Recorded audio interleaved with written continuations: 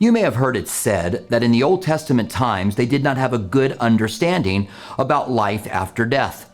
That revelation was given over time, and in the Old Testament, life after death had not been revealed yet.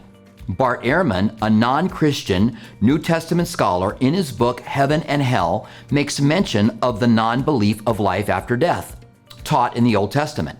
Here's a quote from his blog in an article entitled Heaven and Hell in a Nutshell. He says, "Start at the beginning. The Old Testament does not speak with just one voice on any topic, the afterlife included. It comprises 39 books produced over many centuries by numerous authors with wide-ranging views on just about everything. Even so, the vast bulk of the Old Testament has no real concept of any kind of life after death. Life is available now before death. When it is over, it is over. After death, it is only death for everyone equally. There is no punishment or reward, just a kind of non-existence." Now, in this quote, he identifies that the Old Testament is written by a lot of different authors that might have a lot of different views. And then he says the bulk of the Old Testament does not teach life after death. However, when you look at all the passages in the Bible that talk about death and life after death, you find the majority of them do talk about life after death. So what's going on? Did they believe in life after death or not? Today, a look at life after death in the Old Testament. Hi, this is Robert Furrow, and welcome to Hot Topics. If you're new here, consider liking, subscribing, sharing, and ringing the bell so you can get all of our new content. The comment section's open below. We would love to hear from you. Now, is he right or wrong? Does the Old Testament teach life after death? The short answer is yes. It clearly does. But there are verses that can be misconstrued to teach otherwise. Let's take a look. Let's start with what the Old Testament teaches about life after death. The book of Job is the oldest book in the Bible. And in Job 19:25 through 27, Job says, "For I know that my Redeemer lives, and he shall stand at last on the earth. And after my skin is destroyed, this I know, that in my flesh I will see God." There's no other way to explain that than that Job believed that he was going to see God, even though his flesh was destroyed, that there was going to be some kind of a resurrection. He goes on then in the next verse and says, "Whom I shall see for myself, and my eyes shall behold, and not another. My heart yearns within me." So there was an excitement about the hope of a resurrection in the earliest book of the Bible. A little bit later on, we'll look at another verse from the book of Job that seems to say something different. Let's consider what David said in Psalm 17:15. He says, "As for me, I will see your face in righteousness. I shall be satisfied when I awake in your likeness." Now, if you're familiar with the Bible, you know that these are terms for resurrection, that when we see Christ, we will be like him. And so David says, "I will see your face in righteousness, and I'll be satisfied when I awake in your likeness." This clearly is him thinking about the afterlife. Another Psalm of David, Psalm 16:9 through 11, says this, "Therefore my heart is glad, and my glory rejoices. My flesh also rests in hope." He's going to call the resurrection hope for his flesh. "For you will not leave my soul in Sheol." Sheol is the grave. And he's saying, my soul will not be abandoned in the grave, nor will you allow your Holy One to see corruption. That's speaking of Jesus. The Messiah is the Holy One. And it's a prophecy on the resurrection. "You will not abandon my soul in Sheol, nor will the Holy One see corruption." Then he goes on to say, "You will show me the path of life. In your presence is fullness of joy, and at your right hand pleasures forevermore." So he speaks of being in the presence of God with the pleasures of God forevermore. Clearly a statement of life after death. Listen to what God promises death in the book of Hosea. He actually speaks to death.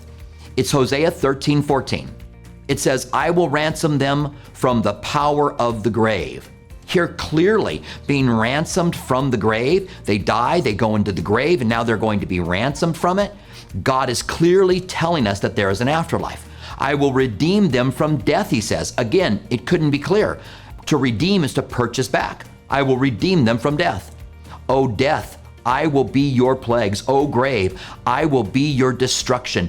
Pity is hidden from my eyes." In this passage, he promises that he is going to do away with death. Could not be any clearer. Now, there's a passage in Isaiah 26:19, that clearly states the resurrection. Actually, people being resurrected from the earth. It says, "Your dead shall live. Together with my dead body, they shall arise. Awake and sing, you who dwell in the dust, for your dew is like the dew of herbs, and the earth shall cast out her dead." This connects with many resurrection passages in the New Testament, that we go to dust and the earth is going to cast out the dead that are in them. Again, clearly, life after death, something happening, the resurrection mentioned in Isaiah 26:19. Now, there's another one that's very clear, and this is in the book of Daniel. This is Daniel 12:2. This is one of them that when I had heard there was no mention of life after death in the Old Testament, and I'm reading this in Daniel, "And many of those who sleep in the dust of the earth shall awake, some to everlasting life, and some to everlasting shame and contempt." Now, we could go to many other verses that would tell us that there is life after death. This is just a sample of them, but it's a strong sampling. If the vast majority of verses in the Old Testament don't talk about life after death, then how do you explain the several that I just went over? There are some Old Testament obscure passages that seem to say that life ends in the grave. Let's take a look at what they really say. Let's start with Ecclesiastes 9:5 and 6. "For the living know that they will die, but the dead know nothing." Now remember that Ecclesiastes is poetry. This is a very poetic statement. It's a play on knowing. The living know they'll die, but the dead know nothing. Now, is he saying that the living know they will die, but once you die, you don't know anything at all? That's the way it's taken. But reading things in context can often help. And oftentimes, to make points, people take things out of context. So it goes on to say then in verse 6, "And they have no more reward, for the memory of them is forgotten. Also their love, their hatred, their envy have perished. Nevermore will they have a share in anything under the sun." And this is the point. He's not talking about life after death. He's talking about life on earth. And from an earthly perspective, when you die, you go into the grave and you don't have envy. You don't have any of the things that you had before. And you don't know anymore. He's not talking about the other side of the grave. He's talking about the grave. The body dies and goes into the grave and doesn't know anything. And remember that this is the whole meaning of the book of Ecclesiastes. It is vanity without God. So then in Ecclesiastes chapter 12, he goes on to talk about serving God while you're young and points out the importance of that. In Ecclesiastes 12:7, he talks about those serving God and says this, "Then the dust will return to the earth as it was," that's the body, "and the spirit will return to God who gave it." Again, clearly in the same book that said the dead know nothing, now the spirit returns to God. From the perspective of living on the earth, you die and go into the grave and know nothing. Therefore, it is vanity for someone to live for the here and now. But when you trust God, when your body returns to the earth, the spirit will return to God who gave it. Clearly, that verse is not saying that there's not an afterlife. You've got to read them again in context. Now, let me give you another one. This is Psalms 49:10. It says, "For he sees wise men die. Likewise, the fool and the senseless person perishes and leave their wealth to others." So the word perishes there is the word. They perish. And they do perish from the earth. This is not talking about the afterlife at all. And that becomes clear a little bit later on in the same psalm. That's Psalms 49:10. Just 5 verses later, it says this, "But God will redeem my soul from the power of the grave. For he shall receive me, Selah." Think about it. God will redeem my soul from the power of the grave. After a verse that is quoted to say that they didn't know about the afterlife, they're just not reading it in context. They're not carefully, rightly dividing the word of God. Let me give you another one. This is David again in Psalm 6:5. David said, "For in death there is no remembrance of you. In the grave, who will give you thanks?" So clearly, He's talking about the grave.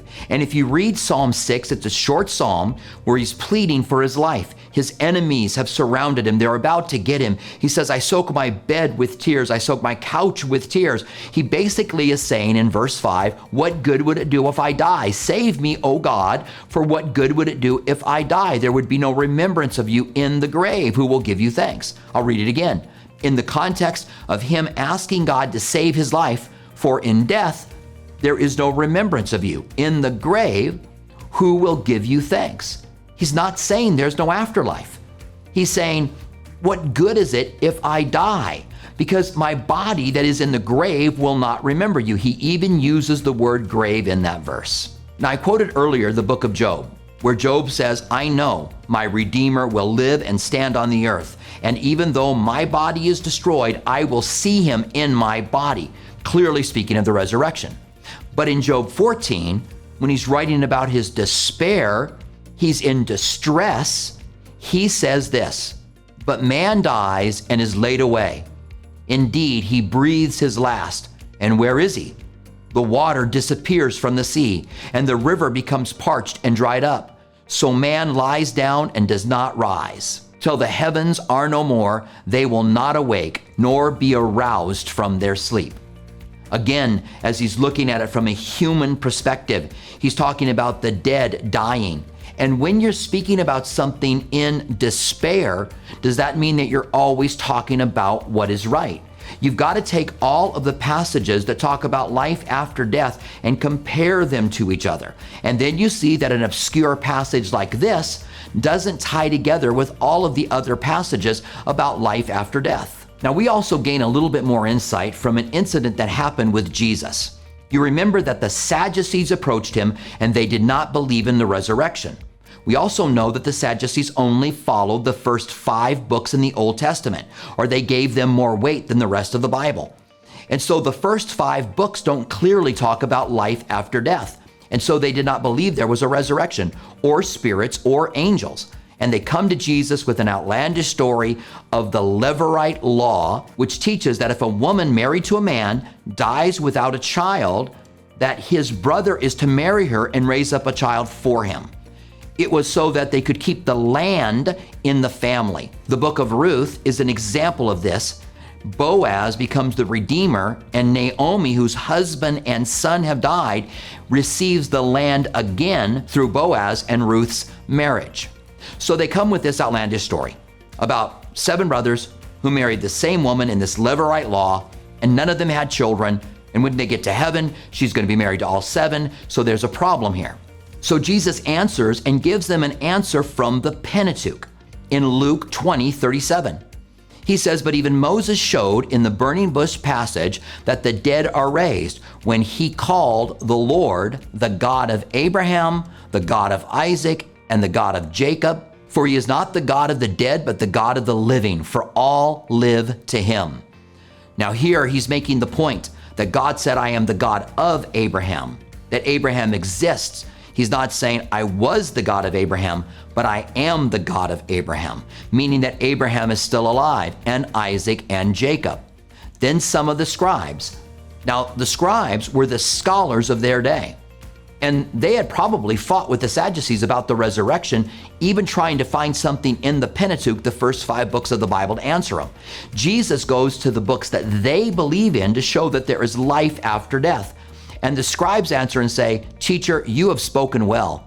But after that, they dared not question him anymore. Even the scholars of their day, the scribes, they didn't just write the Bible down, but they explained it and they taught it, and they were the protectors of what it said. They even said, Teacher, you have answered well, because he proved from the Pentateuch that there was life after death. There are other passages that speak of life after death. And I have to think that these scholars, these atheists, know it. That if they don't know it, they need to be better. They're scholars. They need to be able to know it. When they just make a statement dismissing not 1, 2, 3, or 4 passages, but many passages in multiple books that talk about life after death, you wonder, are they being honest? Now, I'm not judging them. Maybe they just don't know, but I don't think either place is good. If there's a scholar like Bart Ehrman, and he doesn't know these passages, but he's making statements that they didn't believe in life after death in the Old Testament times, then he should know. That's not good that a scholar doesn't know that. And if he's being dishonest, then that's not good either, because you want to give all of it out there. If you're really teaching the truth, then why misrepresent certain parts? I'm not saying that he did. I'm simply saying this is not good scholarly work from someone who is not a scholar. I hope this has helped. This is Robert Furrow, and I'll see you next time on Hot Topics.